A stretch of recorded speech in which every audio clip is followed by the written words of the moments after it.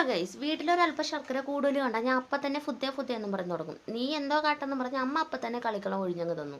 ഞാനവനെ വട്ടയിലാന്നാണ് കേട്ടോ വിളിക്കാറ്. തിരിച്ച് പ്രതികരിക്കാനവൻ ചൊറിയണമൊന്നും അല്ലല്ലോ. തിരിച്ച് വീട്ടിൽ കയറുന്ന വഴിയിൽ നമ്മുടെ വെള്ളച്ചാട്ടത്തിന്റെ അവസ്ഥയോടെ ഞാൻ നോക്കിയായിരുന്നു കേട്ടോ. വളരെയധികം ശോചനീയ അവസ്ഥയായിരുന്നു. ഇതുവരെ ഇങ്ങനെ വെള്ളം വറ്റിയിട്ടുമില്ല. ഇനി വരുമ്പോ ഒരു വരവങ്ങ് വരുമെന്നാണ് എന്റെ പ്രതീക്ഷ.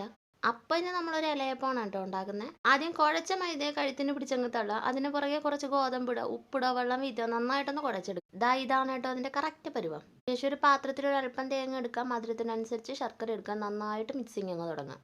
എനിക്ക് പണിയെടുക്കാൻ പണ്ടേ ഭയങ്കര ഇഷ്ടമായതുകൊണ്ട് ഞാൻ ശർക്കരയൊന്നും കുറുക്കി അതിൻ്റെ അകത്ത് തേങ്ങയിട്ടുള്ള പരിപാടിക്കൊന്നും നിന്നില്ല കേട്ടോ. കൈ കിട്ടിയത് എടുത്ത് ശർക്കര മണ്ടയ്ക്കൊന്ന് കൊടുത്ത് അതിനെ തല്ലി പൊട്ടിച്ച് തേങ്ങ കൂടിയിട്ട് നന്നായിട്ട് അങ്ങ് മിക്സിങ് തുടങ്ങി. മിക്സിങ് അവസാനിച്ച സമയത്ത് നേരത്തെ പറിച്ച് വെച്ച വട്ടയിലങ്ങ് എടുത്ത് അതിൻ്റെ മണ്ടയ്ക്കോട്ട് മാവങ്ങ് ഇട്ട് നന്നായിട്ട് പരത്തി വട്ടത്തിൽ അങ്ങ് എടുക്കുക. ശേഷം ശർക്കരയും തേങ്ങയും കൂടി ഇട്ട് നന്നായിട്ട് അങ്ങ് മടക്കി അങ്ങ് വയ്ക്കുക. എന്നെപ്പോലെ വാണ്ടിലോ ആവണിക്കും ചെയ്യുന്ന എക്സ്പേർട്സ് ആണെങ്കിൽ ഇതുപോലെ അങ്ങ് മടക്കിയാൽ മതി കേട്ടോ. ഇനി അത്യാവശ്യം നന്നായിട്ട് ഇത് തഴക്കോ വഴക്കോ വന്നവരാണെങ്കിൽ ഇങ്ങനെ വേണോ മടക്കാം. അവന്മാരെല്ലാം കൂടെ പിടിച്ചങ്ങ് ട്രെയിന് പോലെ കിടത്തിയതിനു ശേഷം അവന്മാരെ പിടിച്ചൊരു പടം അങ്ങ് എടുത്തു. ശേഷം കയ്യിൽ കിട്ടി ഇഡലിക്കുട്ടം എടുത്ത് അവന്മാരെ എല്ലാം കൂടെ ആവിയിൽ പുഴുങ്ങി അങ്ങ് എടുത്തപ്പോൾ ഈ കളറായി കേട്ടോ. ചായയുടെ കൂട്ടത്ത് ഒരു അയിലയപ്പം തിന്നാൻ ആഗ്രഹിച്ച് എനിക്ക് അത്താഴത്തിന്റെ കൂടെ തിന്നാനുള്ള ഭാഗ്യമാണ് കേട്ടോ ഉണ്ടായേ.